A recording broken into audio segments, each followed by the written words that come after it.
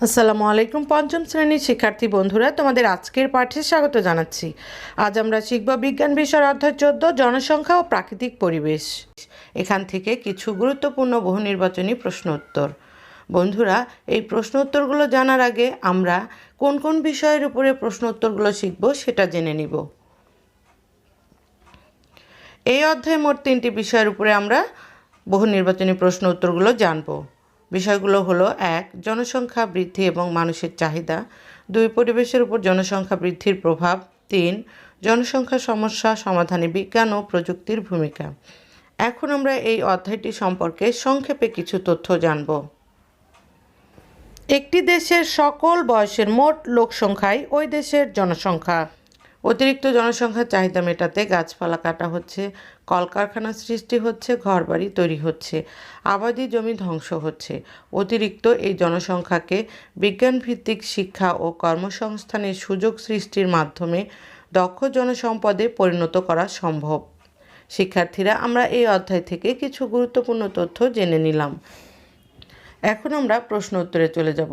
বন্ধুরা, তোমরা জানো বহু নির্বাচনী প্রশ্ন হলো একটি প্রশ্ন থাকে আর তার 4টি উত্তর দেওয়া থাকে। সেখান থেকে সঠিক উত্তরটি বাছাই করে খাতায় লিখতে হয়। আমি এখানে তোমাদের শুধুমাত্র সঠিক উত্তরটি দেখিয়ে দিব। জনসংখ্যা বৃদ্ধি এবং মানুষের চাহিদা। প্রথমে আমরা এই বিষয়ের উপরে বহু নির্বাচনী প্রশ্ন উত্তরগুলো জানব। 1. 1800 সালের শুরুর দিকে বিশ্বের জনসংখ্যা ছিল কত? উত্তর 100 কোটি। 2. বর্তমানে পৃথিবীতে বসবাস করে প্রায় কত কোটি লোক? উত্তর 700 কোটি লোক। 3. গত 200 বছরে বিশ্বের জনসংখ্যা বেড়েছে কত? উত্তর 600 কোটি। 4. 2011 সালে বাংলাদেশের জনসংখ্যা কত? উত্তর 14,97,72,364 জন। 5. 1970 সালে বাংলাদেশের জনসংখ্যা কত ছিল? উত্তর 7,60,00,000। 6. 40 বছরে বাংলাদেশের জনসংখ্যা বেড়ে কত হয়েছে? উত্তর দ্বিগুণ। 7. প্রতি একর জায়গায় বসবাসরত মোট জনসংখ্যাকে কি বলে? উত্তর জনসংখ্যার ঘনত্ব। 8. মোট জনসংখ্যাকে ক্ষেত্রফল দ্বারা ভাগ করলে কি পাওয়া যায়? উত্তর জনসংখ্যার ঘনত্ব। 9. বাংলাদেশের জনসংখ্যার ঘনত্ব কেমন? উত্তর অনেক বেশি। 10. জনসংখ্যা বৃদ্ধি পেলে কিসের উপর চাপ বাড়বে? উত্তর প্রাকৃতিক সম্পদের উপর। 11. বাড়তি চাহিদা জীবনে কী সৃষ্টি করে? উত্তর বিভিন্ন সমস্যা। 12. জনসংখ্যার ঘনত্ব বেশি হলে কি হয়? উত্তর জীবাণু দ্রুত ছড়ায়। পরিবেশের উপর জনসংখ্যা বৃদ্ধির প্রভাব। 13. জনসংখ্যা বৃদ্ধির ব্যাপক প্রভাব রয়েছে কিসের উপর? উত্তর পরিবেশের উপর। 14. বাড়তি শস্য উৎপাদন এবং পশুপালনের জন্য মানুষ কি করছে? উত্তর বন উজাড় করছে। 15. বনভূমি ধ্বংসের ফলে কিসের পরিবর্তন হয়?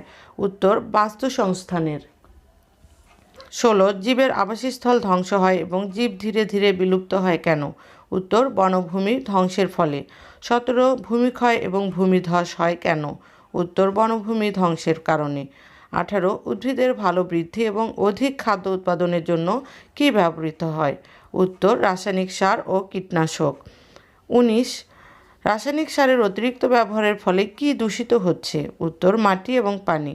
20. বিদ্যুৎ উৎপাদন এবং কলকারখানায় পণ্য তৈরি হয় কি পুড়িয়ে? উত্তর জীবাশ্ম জ্বালানি পুড়িয়ে। 21. কারখানা এবং যানবাহন থেকে নির্গত ক্ষতিকর গ্যাস কি দূষিত করছে? উত্তর বায়ু দূষিত করছে। 22. পৃথিবীর উষ্ণতা বৃদ্ধি পাচ্ছে এবং অ্যাসিড বৃষ্টি হচ্ছে কেন? উত্তর বায়ু দূষণের কারণে। জনসংখ্যা সমস্যা সমাধানে বিজ্ঞান ও প্রযুক্তির ভূমিকা। 23. অধিক খাদ্য উৎপাদনে সাহায্য করছে কি? উত্তর বিজ্ঞান ও প্রযুক্তি। 24. অধিক পুষ্টিসম্পন্ন, রোগ প্রতিরোধী এবং অধিক উৎপাদনশীল ফসল উদ্ভাবন করা হচ্ছে কিভাবে? উত্তর জৈব প্রযুক্তি ব্যবহার করে। 25. বিদ্যুৎ ও তেল উভয় জ্বালানি ব্যবহার করে চলতে পারে কি? উত্তর হাইব্রিড গাড়ি। 26. আমাদের আচরণ পরিবর্তনে সাহায্য করে কি? উত্তর বিজ্ঞান শিক্ষা। 27. দক্ষ মানব সম্পদ তৈরিতে গুরুত্বপূর্ণ ভূমিকা পালন করে কি? উত্তর বিজ্ঞান ও প্রযুক্তি।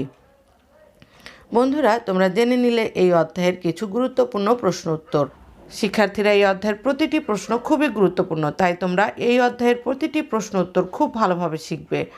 এতক্ষণ সাথে থাকার জন্য অসংখ্য ধন্যবাদ। ক্লাসটি যদি ভালো লাগে অবশ্যই তোমরা লাইক কমেন্ট করবে এবং তোমাদের বন্ধুদের সাথে শেয়ার করে দেবে। পরবর্তী ক্লাস দেখার আমন্ত্রণ জানিয়ে আজকের মতো বিদায় নিচ্ছি। আল্লাহ হাফেজ।